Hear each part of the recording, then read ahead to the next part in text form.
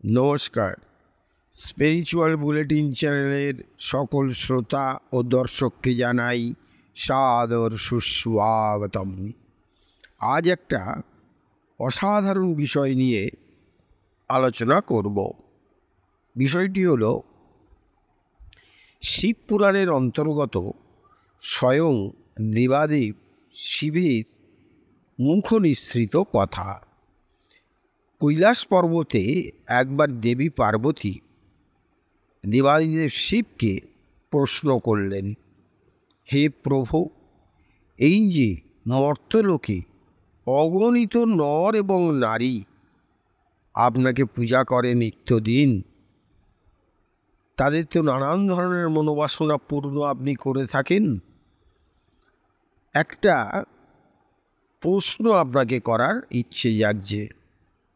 প্রত্যুত্তরে দেবাদিদেব শিব বললেন, বলো হে প্রিয়, বলো হে প্রিয়া, তুমি কি জানতে চাও?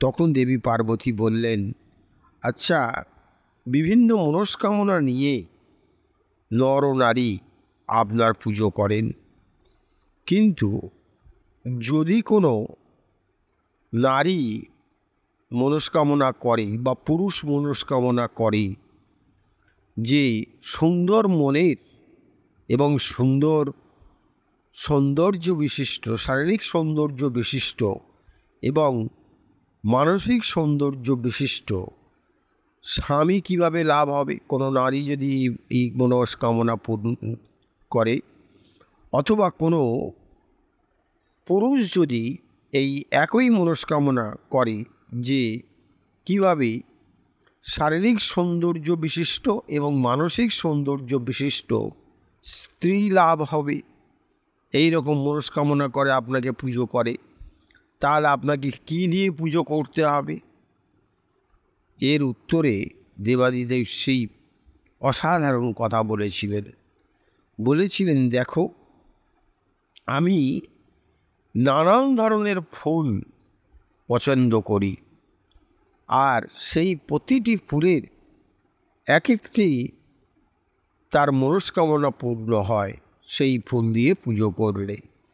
তুমি যে প্রশ্ন করলে যে সুন্দর মনের এবং সুন্দর শরীরের অধিকারী স্ত্রী বা স্বামী লাভ করতে গেলে কি করতে হবে?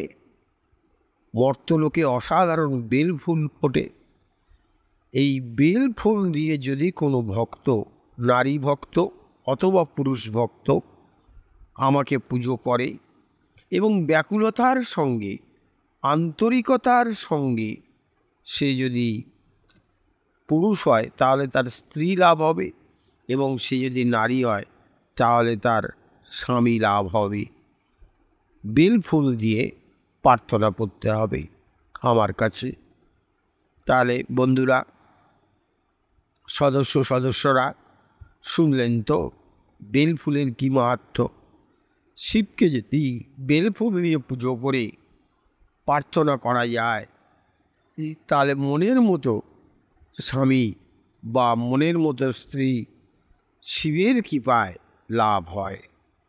আশা করি আজকের আলোচনা আপনাদের ভালো লেগেছে, আর ভালো লেগে থাকলে প্রতিদিন যেভাবে লাইক, শেয়ার, কমেন্টস করেন তেমন করবেন। আর যারা এখনও আমাদের এই চ্যানেলটি সাবস্ক্রাইব করেননি বা করে উঠতে পারেননি, তারা অবশ্যই চ্যানেলটি সাবস্ক্রাইব করে আমাদের পাশে থাকবেন। আজকের মতো বিদায় নিচ্ছি, আবার আগামীকাল কথা হবে। সকলে খুব ভালো থাকুন, আনন্দে থাকুন। নমস্কার, ধন্যবাদ।